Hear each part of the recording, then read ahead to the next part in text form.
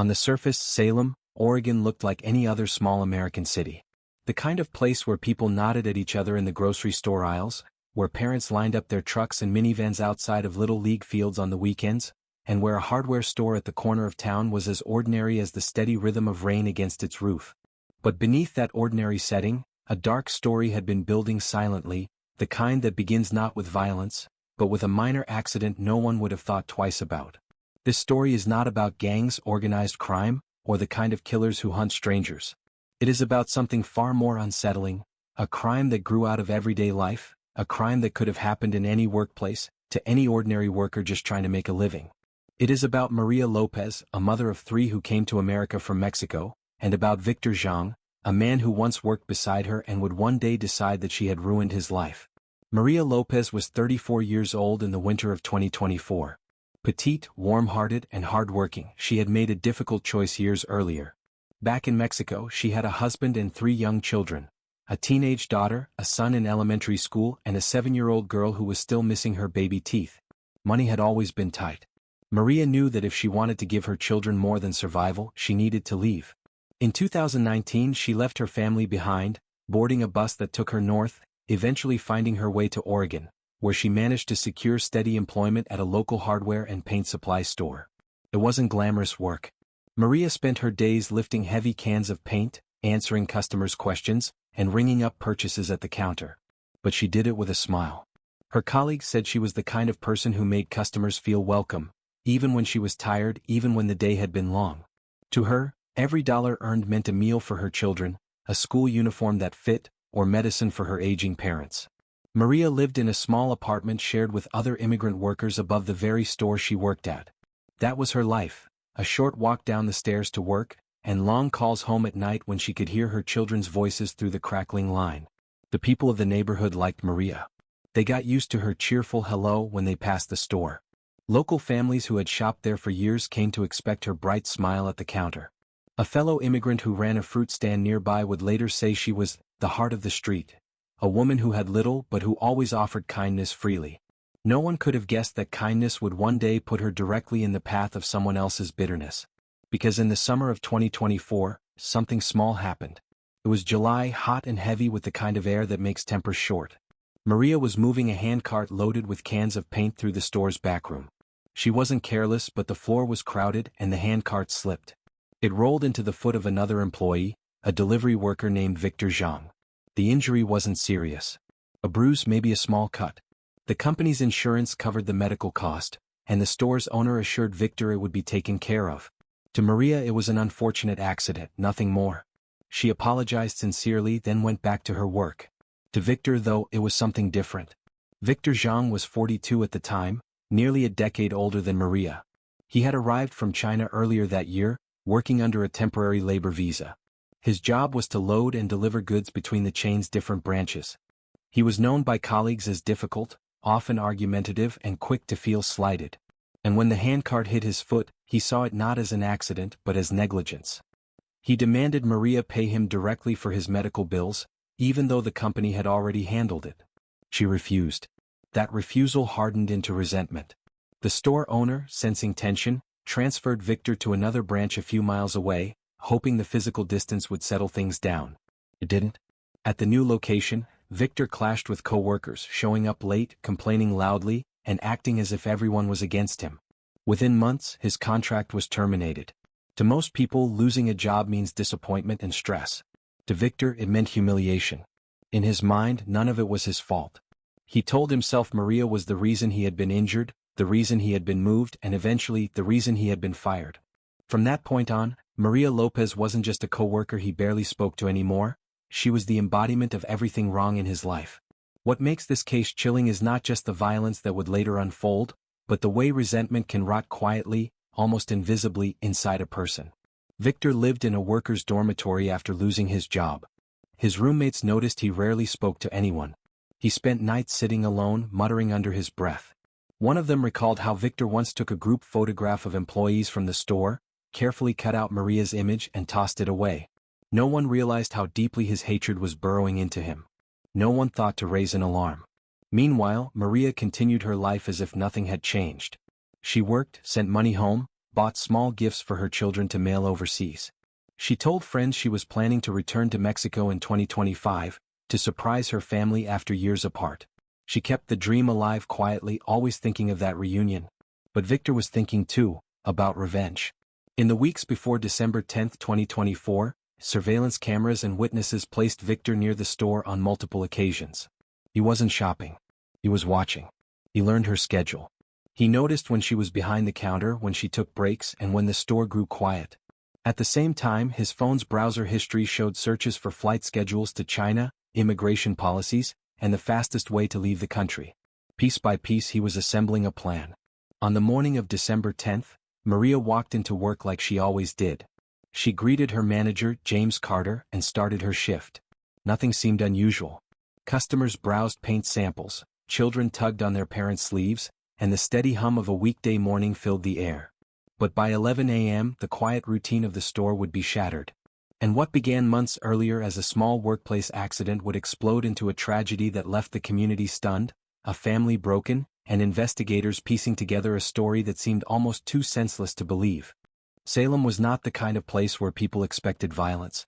In fact, most residents would have described their city as quietly predictable. Located in Oregon's Willamette Valley, surrounded by rolling farmland and misty forests, Salem lived by a rhythm of routine. The 9-to-5 shifts, the same customers visiting the same shops, the same streets filled with the familiar. For Maria Lopez, that rhythm was both comfort and burden. Comfort because it gave her a sense of stability in a foreign land. Burden because every day she spent here was a day away from her children. Still, she carried herself with grace, finding meaning in the smallest gestures of kindness. Her coworkers knew her as reliable. Customers knew her as warm. But few truly knew the weight she carried in silence. Maria lived in a modest apartment just above the hardware store. It wasn't much, peeling paint on the walls, narrow hallways, a shared kitchen where the smell of cooking lingered for hours. But it was practical. Each morning, she needed only to walk down a flight of stairs to reach work. There were no buses to catch, no long commutes, just the same familiar set of steps that marked the line between her private struggles and her public smile. To her neighbors in the building, Maria was a friend. Another immigrant who had left family behind to seek opportunity. There were evenings when she joined them for meals, bowls of rice and beans passed around a crowded table, but more often she chose solitude. She would sit on her narrow bed, phone in hand, video calling her children in Mexico. Sometimes they laughed, showing her school projects or making funny faces. Other times her youngest daughter would cry, begging her mother to come home soon. Those nights Maria cried too, wiping her face quickly so her roommates wouldn't see. Her coworkers, however, only knew the bright side. Maria was always smiling, one later recalled. Even when she was tired, even when the work was heavy, she smiled. At the counter, she greeted customers with a cheerful hello, sometimes slipping into Spanish with the Latino families who came in, then switching back to English for others. She had a gift for making people feel at ease. James Carter, the young manager, had quickly grown protective of her. At 27, James was still finding his footing in the world of management. He appreciated Maria's presence because she steadied the store. She wasn't the loudest voice, but she was dependable, someone he could count on when things got busy. He had seen her rush to help older customers carry heavy paint cans to their cars, wave goodbye to children as they skipped out the door, and laugh softly at coworkers' jokes even when her eyes showed exhaustion. To James, Maria wasn't just another employee, she was the heart of the team. And in the weeks leading up to December 10th, he noticed something unusual. Maria, normally unshaken, seemed distracted at times. She mentioned seeing someone lingering outside near the marketplace, a man who didn't seem to belong. She didn't describe it in detail, but James could tell it unsettled her. That man was Victor Zhang. While Maria built her reputation as kind and hardworking, Victor was constructing something very different. His life had unraveled since the incident in July. What others dismissed as an accident had become, in his mind, a deliberate slight, an injustice he couldn't release. He lived in a workers' dormitory, a squat building filled with men who, like him, had crossed oceans for labor jobs. But unlike them, Victor had no interest in camaraderie. He avoided conversations, stayed locked in his own world. His roommates noticed his moods, sudden bursts of muttering, pacing back and forth, replaying the same bitter phrases about being wronged. One man recalled how Victor once sat with a group photo of the store's employees. Slowly, deliberately, he cut Maria's face out of the picture and crumpled it. That image stayed with him, not because it was violent in itself, but because it felt uncomfortably intimate, as if Victor was rehearsing the act of erasing her. But none of them reported it. It seemed strange, yes, but not dangerous. People assumed he would eventually move on, maybe find another job, maybe even return to China. No one imagined he was preparing for something darker. Meanwhile, Maria's mind was elsewhere. She was saving for a trip home in 2025. For months she had tucked away part of each paycheck, planning to return to Mexico with gifts for her children. Small toys, clothes, maybe even something special for her eldest who was on the verge of adulthood. Her dream was simple: to walk through the front door of her family's modest home and watch her children's faces light up. She talked about this with a close friend, a fruit vendor who ran a stand a few doors down from the hardware store. He remembered how Maria's eyes shone when she described the reunion. She lived for them, he later said. Everything she did was for her kids. But beneath the surface of those hopeful dreams, a shadow was moving closer. Victor was not working anymore. He had nothing but time. And he used that time to watch. Cameras later revealed him lingering near the store on several occasions in the weeks before the crime. He wasn't shopping. He wasn't delivering. He was waiting. The contrast between their worlds could not have been sharper. Maria's days were filled with endurance and sacrifice, her nights with calls home and plans for the future. Victor's days were filled with resentment, his nights with brooding silence and whispered complaints. One sought life, the other clung to grievance. And in Salem, a city that prided itself on calm predictability, the two trajectories were about to collide. On the morning of December 10th, Maria descended the stairs as usual. She straightened her blouse, smoothed her hair, and unlocked the store with James. The day began quietly. Customers drifted in, the scent of wood and paint lingering in the aisles. James organized stock, Maria manned the counter, and outside, the gray Oregon sky pressed down on the city. What no one in that store realized was that Victor had chosen that morning. He had studied her schedule, carried his plan in silence, and was now walking toward the store with a small cloth bag in his hand. Within an hour, the peace of Salem's calm streets would be shattered forever. The morning of December 10, 2024, began like any other. Gray clouds hung low over Salem, Oregon, the kind of sky that promised drizzle but rarely delivered more than a light mist. Inside the hardware and paint supply store on Lancaster Drive, the atmosphere was calm. The faint smell of fresh lumber mingled with chemical notes of paint, the hum of fluorescent lights casting an even glow across the aisles. At the counter, Maria Lopez adjusted the stack of receipts beside the register. She had been on her feet since 8 o'clock, helping customers choose shades of paint, answering questions about brushes and rollers. To her, it was just another day, another 12 hours closer to sending money home, another step toward her dream of returning to Mexico the following year. James Carter, the store's young manager, moved between aisles, checking stock. He occasionally glanced toward Maria, reassured by her steady presence at the counter. The morning had been uneventful. A couple buying supplies for a new deck, an elderly man in search of a replacement hinge, a mother juggling 2 toddlers while looking for a gallon of eggshell white paint. The kind of ordinary transactions that made up the rhythm of their days. At exactly 11 a.m. that rhythm broke. The glass door swung open. In stepped Victor Zhang. For most customers, the door's chime meant little. For Maria, it froze her in place. She recognized him instantly, the way one might recognize a shadow even in the dark. Her body stiffened, her smile faltered. James noticed the change before he even saw Victor clearly. Victor looked different than when he'd last been at the store as an employee. His shoulders were tense, his expression tight. He carried a small cloth bag, the kind delivery workers often used for lunch or tools. He didn't greet anyone. His eyes locked onto Maria as he moved forward with deliberate steps. "Maria," he said, his voice low but sharp, laced with an edge that sliced through the calm of the store.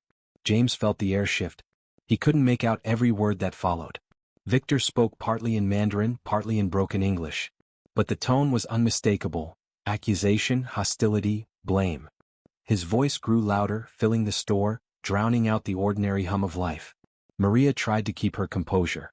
Witnesses later said she raised her hands slightly as if to calm him, shaking her head, her words quiet but firm. To her, this was just another confrontation, the kind she had hoped to avoid ever since the summer accident. She wanted it to end quickly, to diffuse the storm before it broke. But Victor wasn't here for conversation. James stepped forward, instincts kicking in. "Sir, you can't be here like this," he said firmly, putting himself between Victor and Maria. "If you want to talk about something, we can." He never finished. Victor's hand dove into the cloth bag. In one swift motion he pulled out a knife, a long sharp blade that caught the fluorescent light for a brief chilling second. The sight alone sucked the breath out of the room. James's instincts told him to move to protect Maria. He raised his arm to block, but the blade slashed across his forearm, leaving a deep gash. Pain tore through him, but adrenaline was stronger. He stumbled back, clutching his arm, shouting with everything in him, "Run, Maria! Get out!" Panic erupted. Customers screamed. A woman clutched her children and bolted for the door. Shelves rattled as footsteps pounded toward the exits. The ordinary calm of a Tuesday morning collapsed into chaos. Maria, her eyes wide with terror, turned and ran toward the front door. Her heart hammered, every instinct screaming for survival. She was so close, just a few feet from the exit, freedom just beyond the glass. But in her desperate rush, her shoulder clipped a display shelf. Paint cans toppled, clattering to the ground. She stumbled, her body pitching forward. That stumble was all Victor needed. He lunged. In a blur of movement he was on her. Witnesses outside the store later said they saw him raise the knife, saw Maria's small frame crumple under the assault. The sound of her scream pierced the street, echoing into the December air. James, bleeding and dizzy, tried to throw himself forward again, but his legs buckled. He shouted for help, his voice raw, but the sound of metal against flesh drowned everything else. Each thrust of the blade was deliberate, fueled not by impulse but by months of seething hatred. By the time two men from a nearby shop rushed in, Maria was already motionless, her blouse soaked crimson. Victor stood over her, breathing hard, the knife still in his hand. He looked less like a man in rage than a man who had completed something long rehearsed. The men shouted, trying to pull him away. One of them dialed 911 with trembling fingers, his voice breaking as he reported the attack. Within minutes, though to those inside it felt like hours, the wail of sirens pierced the air. At 11:05 a.m., the first police cruiser arrived, followed closely by an ambulance. Officers stormed inside, weapons drawn, shouting commands. Victor dropped the knife without resistance. His face was blank, eerily calm, as if the violence had drained every ounce of emotion from him. He allowed them to cuff him without protest, his eyes never leaving the body on the floor. Paramedics rushed to Maria and James. Blood pooled across the tiles, seeping into the cracks. James was conscious, his arm wrapped quickly in gauze as he gritted his teeth against the pain. Maria, however, was unresponsive. Medics worked frantically, applying pressure, lifting her onto a stretcher. They raced against time, but the wounds were too deep, the blood loss too severe. As the ambulance doors slammed shut and sped toward Salem Hospital, bystanders gathered outside in stunned silence. The same neighborhood that had greeted Maria with smiles every morning now stood frozen, unable to process what they had just witnessed. One resident, tears in her eyes, whispered, "She was just at the counter an hour ago, smiling like always." Inside the store, officers secured the scene. The knife lay bagged and tagged, its blade stained. Blood spattered across the floor marked the path of Maria's desperate attempt to escape. The toppled cans of paint, the shattered order of the shelves, all stood as silent testimony to the chaos that had unfolded. Victor sat in the back of the patrol car, expressionless. To him the act was complete. To everyone else it was incomprehensible. For investigators, the question was not who had committed the crime. That part was obvious. The question was why. Why had a workplace accident months earlier spiraled into such brutality? What had turned a minor grievance into murder? Those questions would drive the investigation forward, pulling detectives into a tangled web of grudges, resentment, and psychological decline. But for Maria Lopez the answers came too late. Her life had ended in the span of minutes, leaving her children motherless and a community shaken. And for the first responders who stood there that morning, one truth echoed louder than any siren. Salem, Oregon would never feel quite as safe again. The ambulance carrying Maria Lopez sped through Salem streets at 11:15 a.m., siren wailing as paramedics fought against the tide of blood loss. James Carter sat in the second ambulance, his arm wrapped in thick gauze, his skin pale but his voice steady. He repeated the same words to officers who rushed alongside him. "He just came in, he went straight for her. I tried to stop him." Back at the hardware store, the chaos was giving way to methodical order. Yellow police tape stretched across the entrance. Officers redirected stunned customers and curious neighbors, urging them to step back. Inside, detectives and forensic technicians began the painstaking process of freezing the scene in time. Every crime scene, investigators say, tells a story. But it is never written in full sentences. It is written in fragments. A knife left on the ground, the splatter pattern of blood, the trail of footprints on linoleum. The task of detectives is to piece those fragments into a narrative that explains what happened, and more importantly, why. The knife was the first piece of evidence collected. Stainless steel, its blade still slick, its handle marked with smears that would later yield Victor Zhang's fingerprints and skin cells. It was bagged carefully, tagged, and sent straight to the forensic lab. Next were the paint cans. Several had toppled during Maria's desperate flight. They weren't just clutter, they confirmed the stumble James had described, the one that slowed her enough for Victor to close in. Forensic mapping of blood spatter told its own grim version of events. Droplets trailed toward the door, pooling heavily where Maria fell, then smearing backward as she was attacked. Detectives photographed everything. They measured distances, traced lines, marked spots with numbered placards. By mid-afternoon, the once bustling store looked less like a place of commerce and more like a tableau of violence under bright forensic lights. Outside, the community stood in small, silent clusters. Many knew Maria. Some had bought paint from her only days before. A woman holding a grocery bag whispered to a reporter, "She was always so kind. Always smiling. How could this happen here?" By 2 p.m. word had spread through Salem. The hardware store on Lancaster Drive was no longer just another shop. It was the site of a murder investigation. And at the center of it all was one question. What had driven Victor Zhang, a man with no serious criminal history, to erupt into violence so brutal, so deliberate? At the police station, Victor sat in a windowless interview room. He had been calm during the arrest, calm in the patrol car, and he was calm now. His right hand had been stitched at the hospital before his transfer, a deep laceration from the knife slipping during the attack. The bandages were stark white against the gray of his jacket. Detective Sarah Whitman, a veteran of the Salem Police Department, entered the room with a recorder. Her tone was steady, professional. "Victor, we need to talk about what happened this morning." He didn't deny anything. He didn't ask for a lawyer immediately. He simply leaned back in his chair and said in accented English, "She ruined my life." Those words set the tone for hours of questioning. Victor described the July accident with the handcart, insisting it was Maria's negligence that caused his injury. He spoke about his transfer to another branch, his eventual termination, and his belief that Maria had singled him out. To detectives, it was clear he wasn't speaking about facts. He was speaking about perception, a narrative he had built for months until it became the only truth he believed. When asked about the knife, Victor admitted bringing it from his dormitory that morning. "I wanted her to understand," he said flatly. "I wanted her to feel what I felt." Detectives noted his composure. He didn't appear remorseful. He didn't lash out. He described the attack almost mechanically, as though reciting a memory he had played in his mind countless times. For investigators, that lack of impulsivity mattered. It indicated premeditation. He hadn't lost control in a moment of anger. He had prepared, chosen his time, and executed his plan. While Victor spoke, the forensic lab processed the knife. Fingerprints matched him conclusively. DNA swabs on the handle revealed both his skin cells and Maria's blood, confirming contact during the attack. Blood spatter analysis reinforced the timeline. The heavy pool near the entrance aligned with Maria's attempt to flee. Smaller droplets near the counter matched James's account of being cut while intervening. Even the smear marks, faint streaks leading back toward the aisle, suggested Victor's own bleeding hand. Meanwhile, the autopsy of Maria Lopez began at Salem's medical examiner's office. The report would later confirm 6 stab wounds, most concentrated in the upper back and neck. 2 punctured her lungs. 1 severed a major artery. Death, the examiner concluded, resulted from rapid blood loss. Defensive wounds on her arms showed she had tried, however desperately, to shield herself. Scrapes on her knees indicated she had fallen while running. Each detail closed the circle tighter. Maria had not provoked the attack. She had not threatened Victor.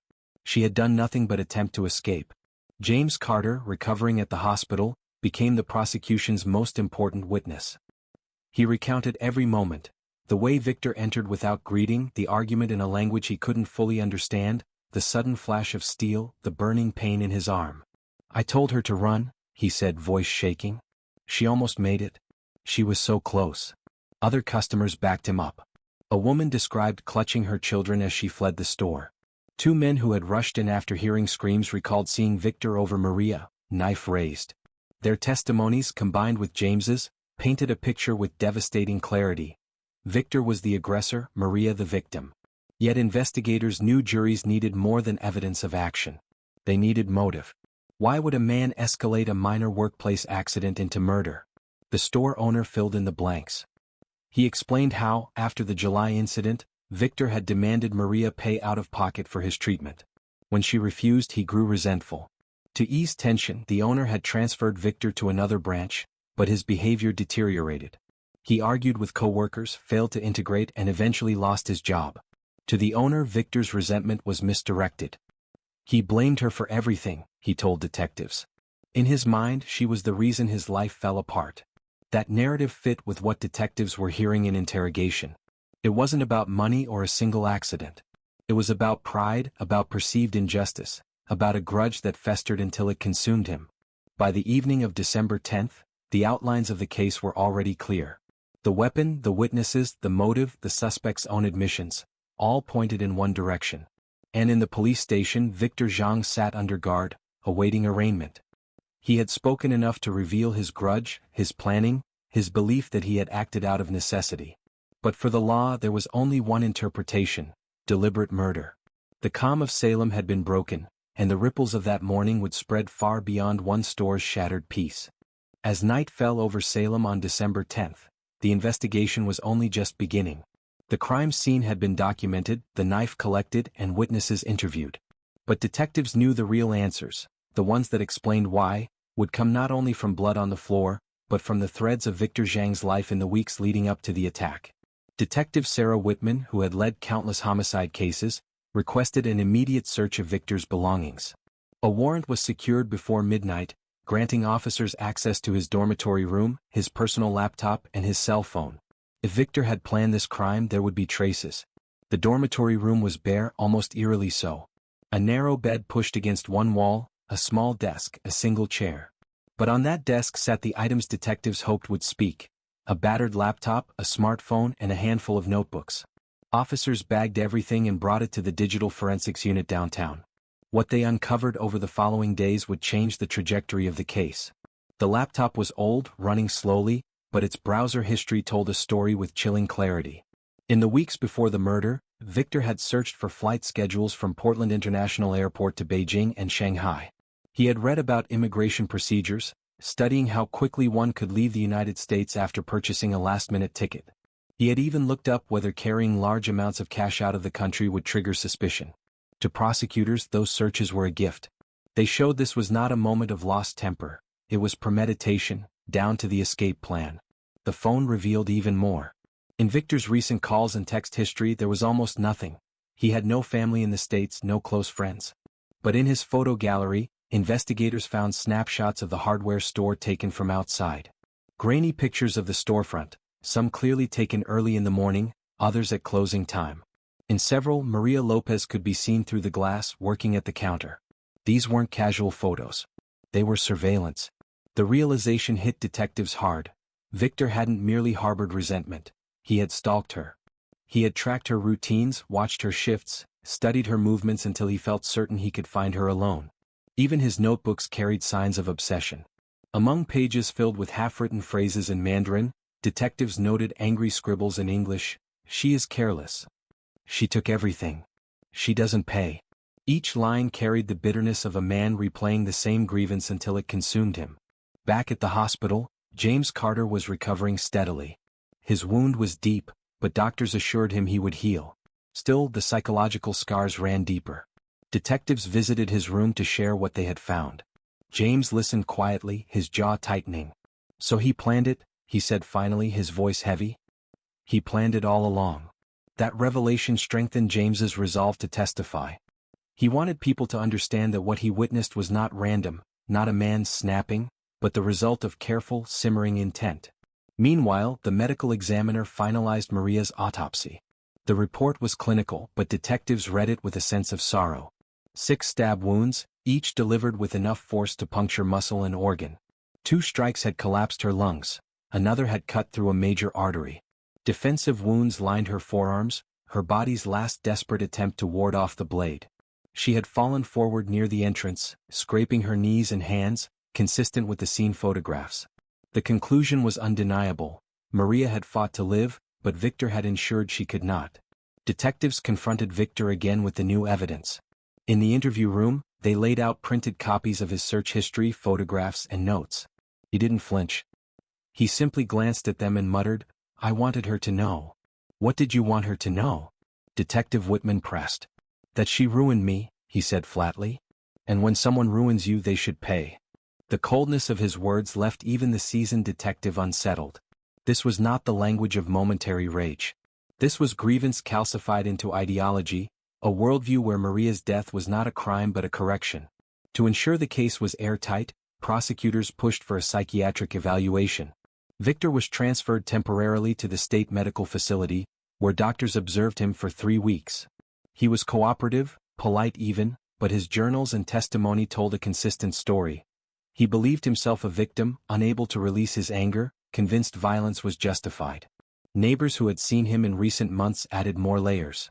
Several recalled noticing him loitering near the hardware store in the fall, standing with hands in his pockets, staring through the windows. One neighbor from the dormitory told investigators she had heard him muttering late at night, repeating Maria's name. All of it formed a picture that was now impossible to ignore. This was not a sudden explosion of violence, but the climax of months of fixation. For Maria's friends, the discoveries were agonizing. The fruit vendor who had spoken with her daily said he remembered her mentioning seeing Victor nearby, watching. "She looked worried," he recalled, shaking his head. "I told her it was nothing, just coincidence. I was wrong." Maria's family, contacted in Mexico, received the news with devastation. Her eldest daughter refused to believe it at first. She had been waiting for her mother to return in the new year, suitcase full of gifts. Now those gifts would arrive without her. In Salem, the community's grief grew louder. Candlelight vigils became nightly rituals. Spanish prayers mixed with English speeches. Signs appeared in shop windows, "Justice for Maria." The small apartment above the store where she had lived now stood empty, her suitcase still waiting in the corner. On December 12, just 2 days after the murder, prosecutors announced formal charges. 1 count of first-degree murder, 1 count of attempted murder for the injuries to James Carter, and 1 count of unlawful possession of a weapon. The evidence was overwhelming. Witness testimony, forensic analysis, digital trails, every piece aligned. For Victor, the path ahead was certain. A trial that would expose every detail of his obsession, every step of his preparation, every choice that led to Maria's death. For the community, the trial would be a reminder that even the smallest conflicts can, under the weight of resentment, grow into something monstrous. The turning point of the investigation had arrived. What began as chaos in a hardware store was now a meticulously documented case of premeditated murder. The truth was laid bare. Victor Zhang had not only killed Maria Lopez, he had stalked her, planned for her, and convinced himself he was entitled to do so. And in that truth lay the greatest tragedy of all. Because Maria's life had been devoted to building a future for her children, while Victor had devoted his final months of freedom to destroying it. By mid-December, Salem had grown quieter on the surface, but underneath the calm, tension lingered. People walked past the hardware store on Lancaster Drive with lowered voices, the yellow police tape now gone but its memory still sharp. Flowers and candles remained at the front door, some wilted from the rain, others freshly placed. For investigators, though, there was no pause. They had reached the stage where every fragment of evidence needed to be aligned, every loose thread tied. The case was moving from the hands of detectives to the courtroom. Detective Sarah Whitman and her team worked late nights assembling what prosecutors would call a seamless chain of proof. They knew defense attorneys would argue, perhaps suggest temporary insanity, or claim the act had been a sudden outburst. To defeat those narratives, every element had to show intent, planning, and premeditation. The knife was indisputable. Forensic testing confirmed both Victor's fingerprints and Maria's blood on the handle and blade. Surveillance footage from neighboring businesses showed Victor approaching the store with the cloth bag that concealed the weapon. His browser history revealed research into flights out of Portland. Photographs on his phone displayed weeks of stalking. Testimonies from James Carter and multiple customers placed him at the scene, actively initiating the attack. But it was his own words that sealed the case. During interrogation, when he said, "She ruined my life. I wanted her to feel what I felt," detectives knew the jury would hear not remorse but justification. He had confessed without calling it a confession. The psychiatric evaluation ordered by the court added another dimension. For 3 weeks, Victor was kept under observation at the state medical facility. Psychiatrists noted his obsessive thinking, his inability to release anger, his belief that Maria bore personal responsibility for his misfortunes. Yet crucially, they concluded he was not psychotic. He understood right from wrong. He had planned, prepared, and carried out the crime with awareness. Whatever bitterness shaped his choices, he was legally competent.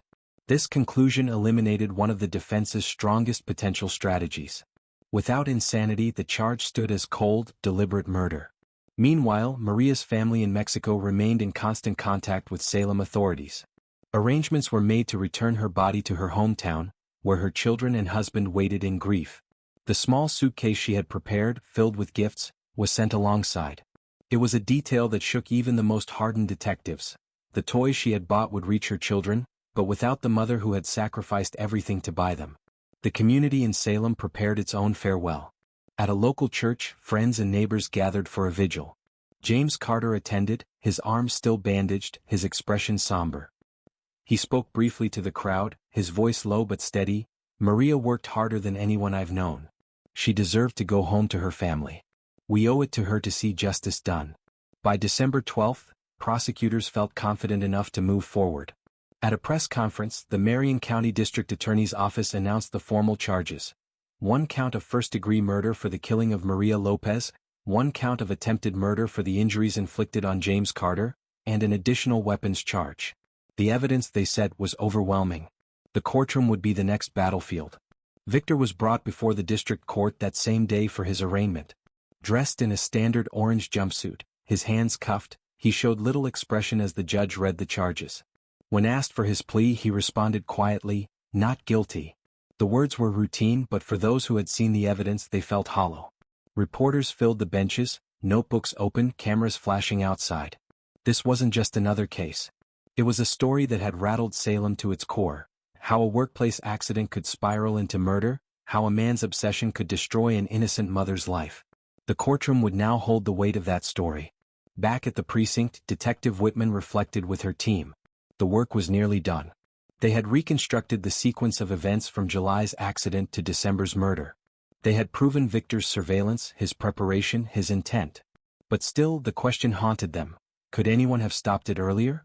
The roommate who saw him cut Maria's face out of the photograph. The neighbors who saw him loitering. The friend Maria confided in about seeing him nearby. Each moment had been a warning sign.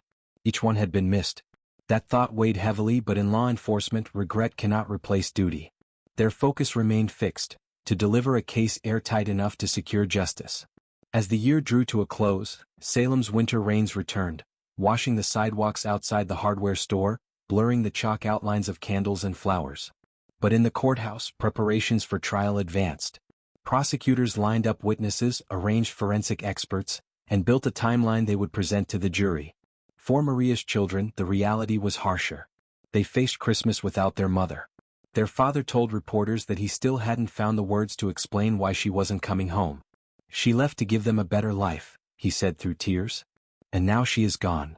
The legal process would continue, slow and deliberate, but the essence of the case was already clear. The investigation had stripped away every ambiguity, every shadow of doubt. It was not an accident, not self-defense, not insanity. It was the culmination of resentment sharpened into violence. And while the trial had yet to begin, the verdict in the hearts of Salem's community was already certain. Victor Zhang had turned bitterness into murder. Anne Maria Lopez, a mother who had lived for her children, had paid the ultimate price. The courthouse in Marion County had seen its share of criminal trials, but when the case of State of Oregon versus Victor Zhang began in early 2025, the atmosphere was different. The weight of the crime still lingered in Salem. The hardware store had reopened, shelves restocked, but the shadow of Maria Lopez's death stretched far beyond its walls. People came to the courthouse not just for justice but for closure. Victor entered the courtroom flanked by deputies, dressed in the same orange jumpsuit he had worn at his arraignment. His face was unreadable, his movements controlled. He avoided the eyes of the gallery, where Maria's coworkers and neighbors sat alongside community members who had come to support her memory. At the front row were James Carter, his arm fully healed but still scarred, and Maria's close friend from the fruit stand, clutching a photo of Maria smiling behind the counter. The prosecution opened with a simple narrative. This was not a crime of passion, not an accident, not an act of sudden rage. It was the result of months of planning, driven by resentment that Victor had chosen never to release. They presented the knife, the fingerprints, the blood evidence, the testimony of witnesses who had seen Victor attack Maria. They played surveillance footage of him approaching the store with the cloth bag. They projected screenshots of his internet searches for flights to China, evidence of his escape plan. They even displayed the grainy photographs from his phone, showing Maria through the glass of the store, proof of stalking. Each piece of evidence layered upon the last until the picture was undeniable. Victor Zhang had built this crime one step at a time in his mind and in his actions, long before December 10. James Carter testified, his voice steady but carrying the tremor of memory. He described how Victor had entered the store without greeting, how he had gone straight to Maria, how the knife had flashed, and how he had thrown himself between them. He lifted his left sleeve and showed the jury the scar on his forearm. "I told her to run," he said quietly. "She almost made it." The defense had little room to maneuver. They suggested Victor had suffered emotional instability, that he had felt cornered and hopeless, that Maria's refusal to pay for his medical expenses had fueled a sense of injustice. They hinted at diminished responsibility, but the psychiatric evaluation had already undercut that path. Experts testified that Victor knew exactly what he was doing, that he had been capable of choosing another way, but instead chose violence. When Victor himself took the stand, against the advice of his attorneys, the courtroom fell into a heavy silence. He spoke softly, haltingly in broken English. "I lost my job. I lost everything. Nobody cared. She didn't care." He paused, looking down at his hands. "I wanted her to feel what I felt." There was no apology, no recognition of the 3 children left without a mother, no acknowledgement of the community he had scarred. Only his grievance, repeated once more, as though it were still enough to explain what he had done. The jury deliberated for less than 2 days. When they returned, the courtroom was filled to capacity. The 4 persons stood and delivered the verdict. Guilty of murder in the first degree, guilty of attempted murder, guilty of unlawful possession of a weapon. Victor showed no visible reaction. He simply lowered his gaze as the judge prepared to sentence him. The courtroom listened as the judge described the crime as a calculated act of revenge that extinguished the life of a hardworking mother. The sentence was life imprisonment without the possibility of parole. Gasps rippled through the gallery, not of surprise but of relief. James Carter closed his eyes briefly, then exhaled. Maria's friend from the fruit stand wept softly, clutching her photo tighter. And in Mexico, when the news reached her family, her children lit candles at her grave, knowing at least the man who had taken her from them would never be free again. The trial ended, but the lessons remained. Reporters covering the case described it as a chilling reminder of how small conflicts, left unchecked, can spiral into devastating violence. Community leaders called for better support for immigrant workers, more resources for conflict resolution, and greater attention to warning signs of obsession and isolation. For Salem, the story became a cautionary tale. A reminder that beneath the surface of ordinary life, darkness can grow unnoticed. A reminder that kindness, like Maria's, can sometimes be met not with gratitude, but with resentment from those unable to let go of their own bitterness. And for those who had known her personally, Maria Lopez remained more than a victim in a headline. She was the woman who greeted neighbors with a smile, who carried the weight of her family's future on her shoulders, who saved every dollar with dreams of reuniting with her children. That dream would never come true, but her story left an imprint that outlived the man who tried to erase her. In the end, the courtroom delivered justice in the only form it could, a life sentence for Victor Zhang. But justice could never restore the life that was lost. Salem would move forward as cities always do, but for those who passed the hardware store, the memory of December 10th lingered in the silence, in the flowers placed at the door, and in the absence of a smile that once brightened their everyday lives. The trial had ended. The verdict was final. But the echoes of Maria's life, and of her loss, would never fade.